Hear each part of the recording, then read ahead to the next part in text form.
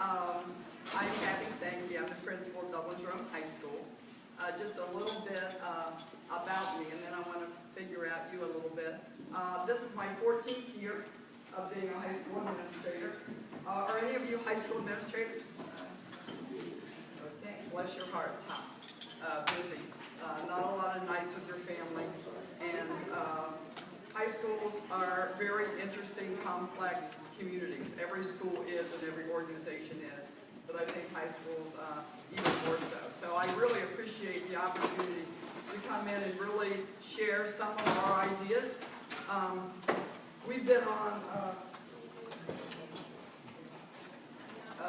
just a little bit about Dublin Jerome. We're located on the other side, the northwest side of Columbus in Union County, actually, even though everyone thinks we're in Franklin County. This year, we have 1,415 students, and we're growing every year by about 80 to 100 students. So our greatest challenge will be how do we sustain excellence in a period of really extreme growth. Some of the things you see there are some of the external indicators that we not only strive to, because it is important for our community, for us to be successful, but it's also important for us to have external indicators. And we don't shy away from those. We welcome any external indicators that the state or the legislators want to enact, which seems to be almost weekly, changing the climate of what we do. It is challenging, but it's what we need to do. If we are focused on student learning every day with every student, then we believe that all the external indicators will take care of themselves. And we mean that in all sincerity. As a building principal, I really believe that my most important job is to focus on student learning every day. Despite the complexity of all the other plates, my greatest analogy, I think, of being a high school principal is there's a lot of plates spinning every day. Sometimes we run over because this plate starts to fall, and now you have, a drug suspension over here, and that plate starts to fall. But really, in everything we do and every way we do, we try to focus on every student every day and focus on learning. And again, we've been very fortunate as a National Blue Ribbon School. We got that based on 5 years of data. Took the PISA test, outscored Shanghai, which was the highest performing, which is the highest performing school district in the world in all 3 subjects. And so we're very proud of that, reading, math, and science. Because it is one thing to say you have a pretty good school and think you have a pretty good school. It's another thing to kind of see how you align internationally, nationally, in the state, and locally. But again, if we're not taking care of individual students every day and show how much we care about their learning, our parents don't care. If their child is in that 1%, and they don't believe that we're focusing on their student success because everybody has at-risk students, then we will have loss and opportunity. So I really believe, it's very interesting. I've been on a PLC, Professional Learning Community journey now, 14 years. The presentation today is meant to be kind of an overall of the 3 items of that we focused on the most, which I'll talk about in a minute. But there's just some of the research behind professional learning community. Oddly enough, I started my professional learning community journey here about 14 years ago. There's an entity called the Franklin County Educational Service Center, and they have what was called a principal. I started out as an assistant principal at Dublin Kaufman High School 14 years ago. And my principal thought it was a great idea that I go to this principal academy. And there was this guy there talking. His name was Richard DeFore. That was before Richard DeFore is making $20,000 a day, I believe, is what his price is now. And if you get an opportunity and you Google Richard DeFore, so much volume. He was principal of a school called Adlai Stevenson High School, and then superintendent of a school called Adlai Stevenson High School, because in Illinois, the high schools can be their own district. And he started this journey, and as he was talking about a collaborative culture in a high school, and a high school that's focused on learning. Yes, we still have 27 varsity sports. Yes, we still have over 60 clubs and organizations, and they are very important. But he started talking about high school teachers becoming teacher leaders and focusing on the learning of every child they have in their class collaboratively. And I was just mesmerized. And I think I came back to my building as a new assistant principal, and I sat down in my principal's office, and I think he thought I was probably a raving lunatic at that point. And I said, what do you think? Do you think we can kind of start going down this PLC road? And he said, sure. So as assistant principal for 4 years at Kaufman, Jerome was opening, went there as an assistant principal for 2 years, brought over kind of a committed, dedicated, energetic group of people who wanted to do high school differently. And then I've been principal there. We've been open 10 years. I've been a principal there for the last 8 years. So, professional learning community. You know, we all work very hard at what we do. We all work so hard when we're in any school or organization, whether we're teachers or custodians or secretaries, assistant principals, principals, superintendents. Everyone wants their school to be great. But are we doing the right work?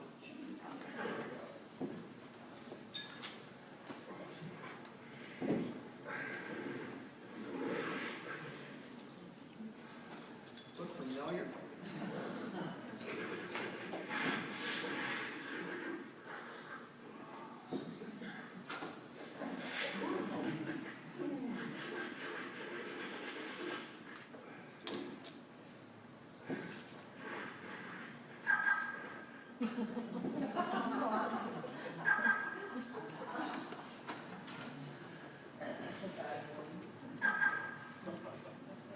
I don't know about you, but sometimes we work so hard every day on what we're doing. We work so hard on our data. We try to get better every day. I think it's everyone's goal, I believe, as administrators, to get better every day. I know teachers, they want to get better every day. We want our kids to do better every day. We seem to all be working at that. But what we have found is if we're all working differently in isolated classrooms, it's kind of like that. Because sometimes you're working, but are you working on the right work that's really going to impact student learning every day? So Richard before defines these characteristics of a professional learning community. That there are shared mission, vision, values, and goals. That you have collaborative teams that are focused on learning. And we're going to really talk about those more. That we have collective inquiry into our best practice and our current reality. Are we always asking ourselves, what do we need to change in order to get better? We'll talk about some of those things. And we have an action orientation, and I really love this one because it really doesn't do any good for educators to sit around and talk about all the problems we're having or talk about what we're going to do unless you turn it into action. And we have a results orientation. So we're going to focus on what is that data we have and how can we impact that.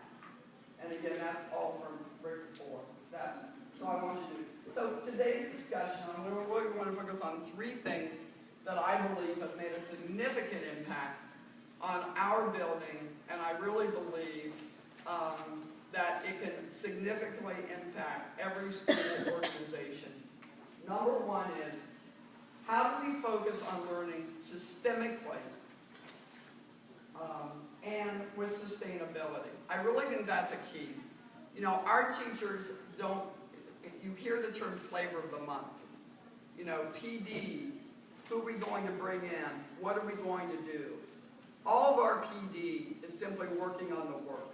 We have a unrelenting, unforgiving, relentless focus on learning every day. And I'm going to talk about how do you get an entire building and an entire community, parents, students, staff, administrators, focused on learning.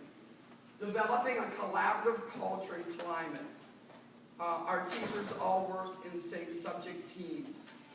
And we're going to talk about that because that's key to this focus on learning. And then enacting a results orientation. You have to be willing to do. You have to be willing to take risks. You have to be willing to enact things that perhaps other schools are not doing. And that's not always easy. And I can speak from that because there are 3 high schools in Dublin. And there is an inevitable comparison on what each of those 3 buildings are doing. Those of you that have a 1 high school town, it's a little bit different. I forgot to welcome all my friends from southeastern Ohio. I grew up in Marietta. All my family, I'm Appalachian and I'm proud of it. First generation college student. All my family lives up and down the river. From Sardis to Fly to New Matamoros to Newport. My cousin's the principal of Frontier High School down there. And I just want to say, I so much appreciate, I love going back. My sister had 2 kids graduate, her kids graduated from Warren Local. So I have a lot of people out in Barlow and Vincent. So again, I just want to say welcome. And it's so nice to be around, and I will say it, even though I went away from Washington County, and when I grew up, you know, I can still say Washington when I go down and I slip in that accent within 5 minutes. Lower Salem. I got it. No exactly. So go ahead. Okay. There are 4 questions that Rick DeFore asked us to focus on. These are the 4 questions that guide all of our work. If we believe all students can learn, and you know what, that's an interesting discussion in buildings, isn't it?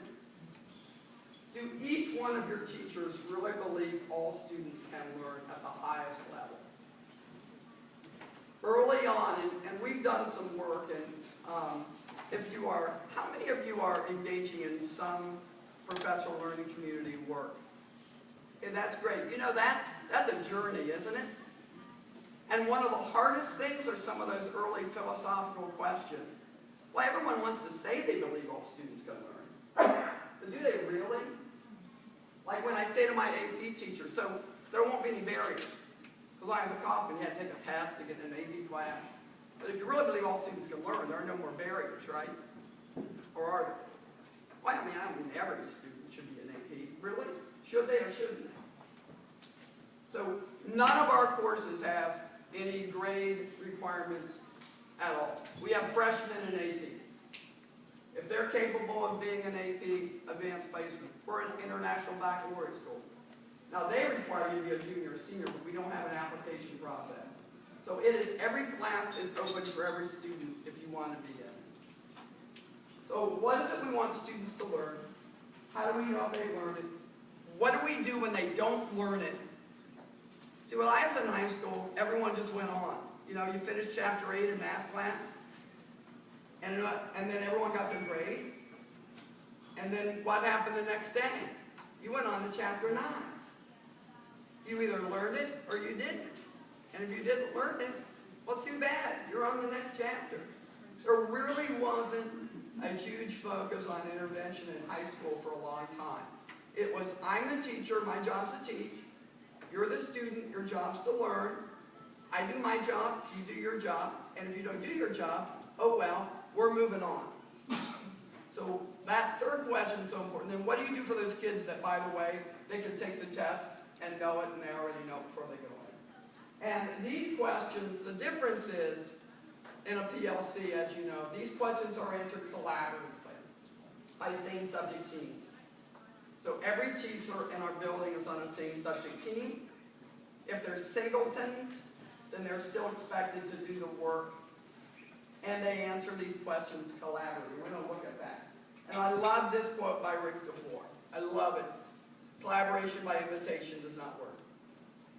If you invite people to collaborate, some of them will, and some of them will say, if you could just give me my classroom and let me still teach all day, I'm okay with that. But I'll have to talk to someone. If I have to show someone my data, you mean I have to teach the same thing they're teaching? It's It's like English teachers. I was an English teacher, by the way, for 14 years. I never wanted to be an administrator.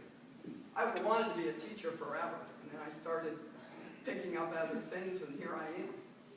But I love poetry. I want to do 6 weeks of poetry. I love poetry. I don't want to collaborate on someone. I don't want to have the same scope and sequence as someone. I don't want to.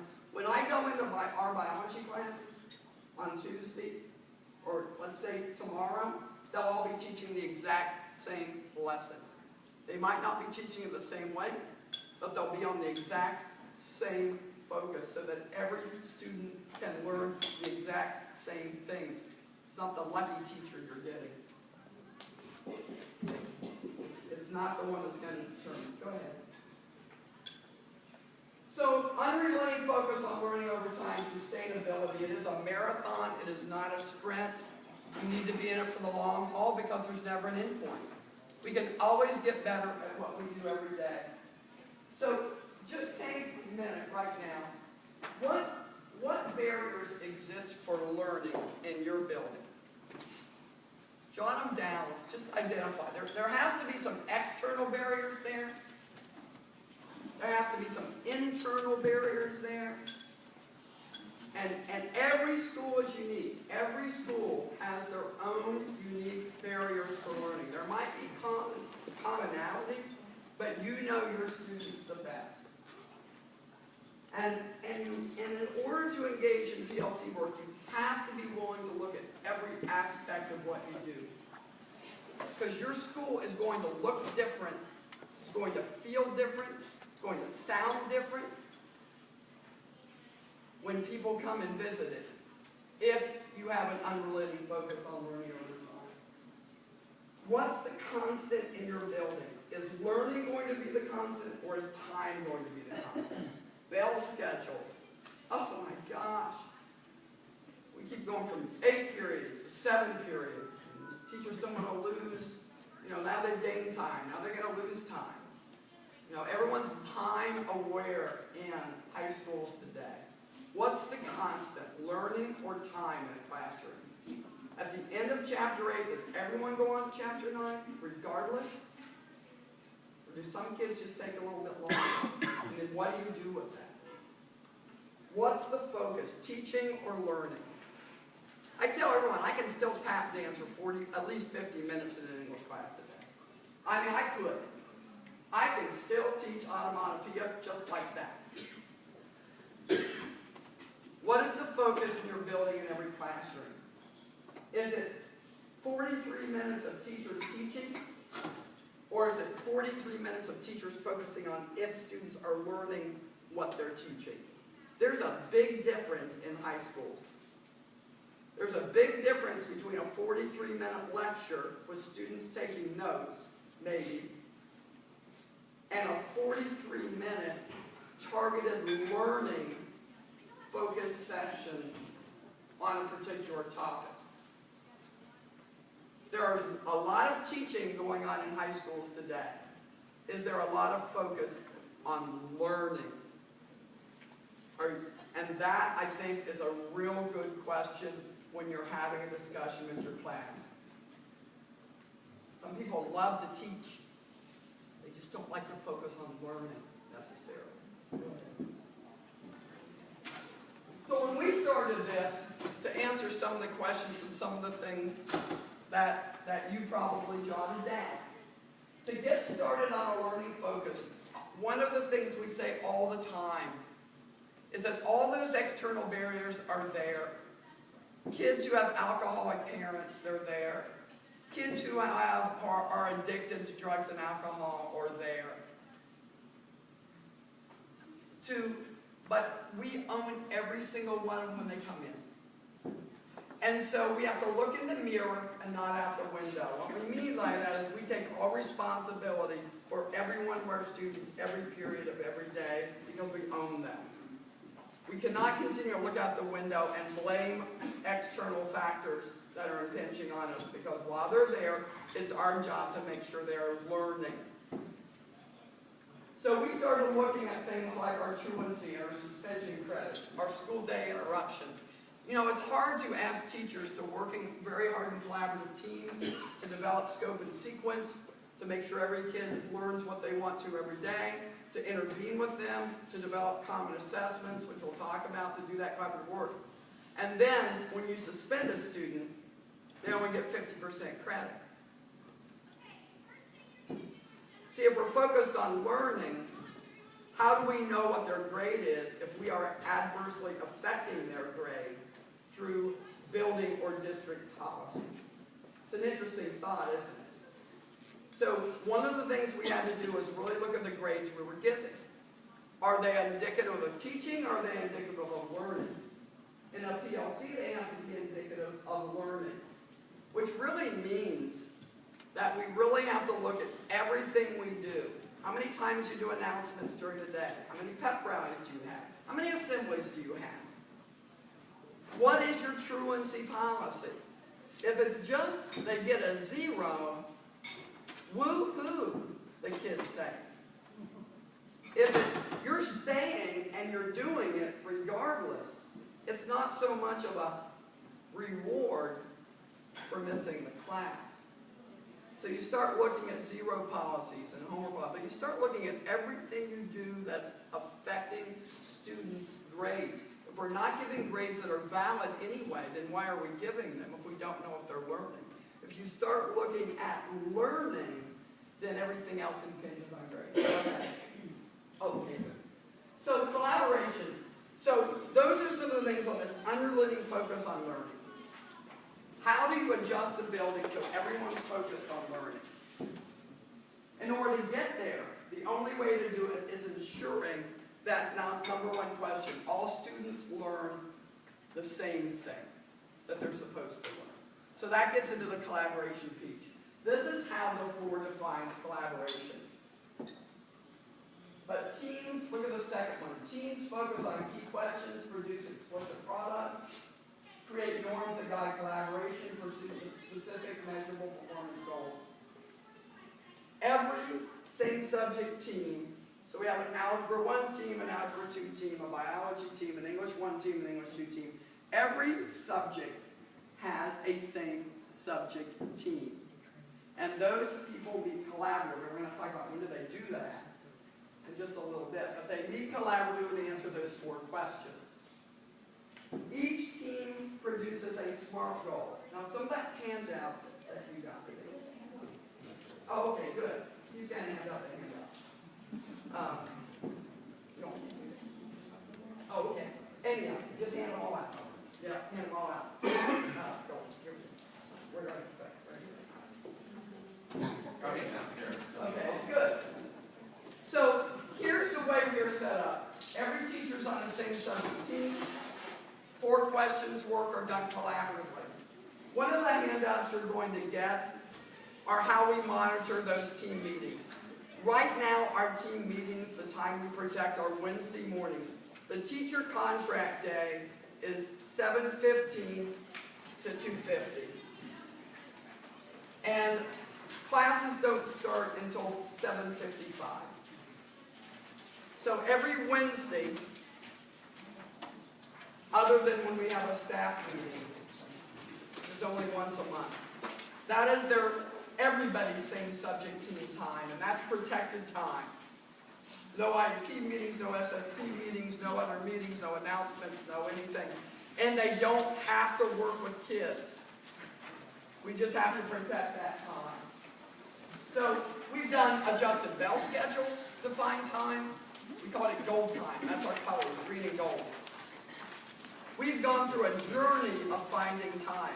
It doesn't have to cost extra money to find time to collaborate. You just have to protect that time.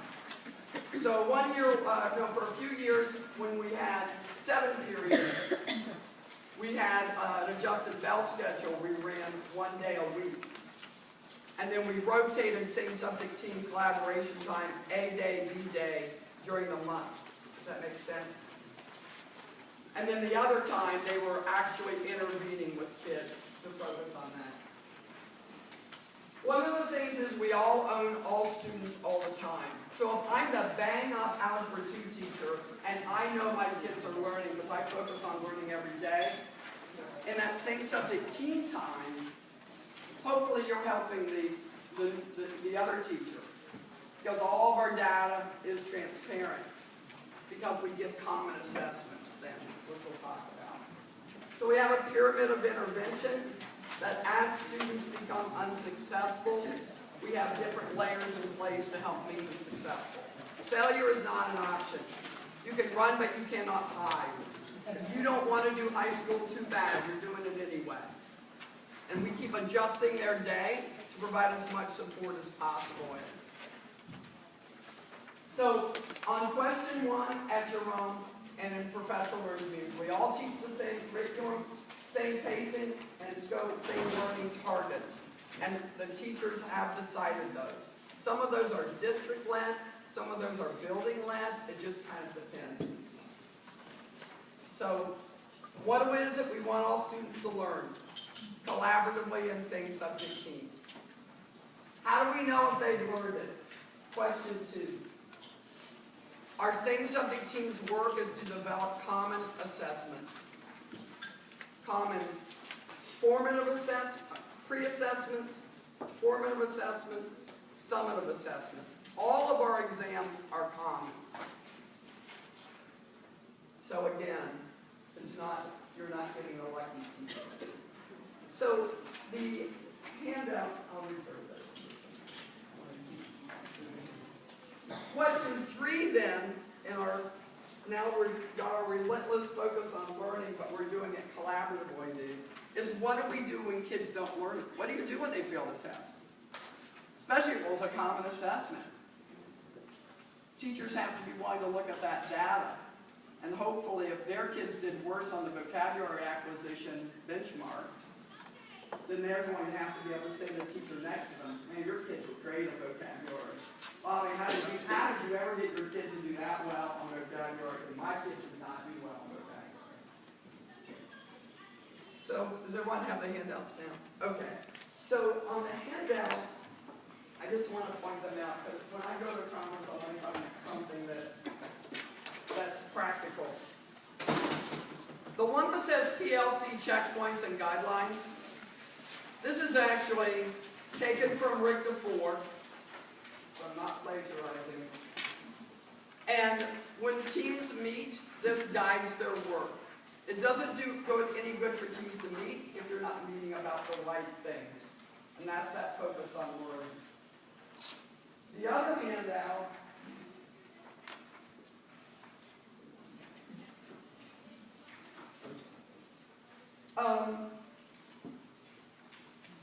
the SMART goals, when I mentioned that every same subject team sets a SMART goal, this is an example of some of our SMART goals in our science department. So there's the physical science SMART goal in the exam, the chemistry, the environmental science, the AP chemistry, the AP environmental. So they decide this early in the semester, and then they gear their exams toward that, and hopefully work on that student achievement all during that semester. And we have a system of privileges and mandated interventions. One of the things then looks like this.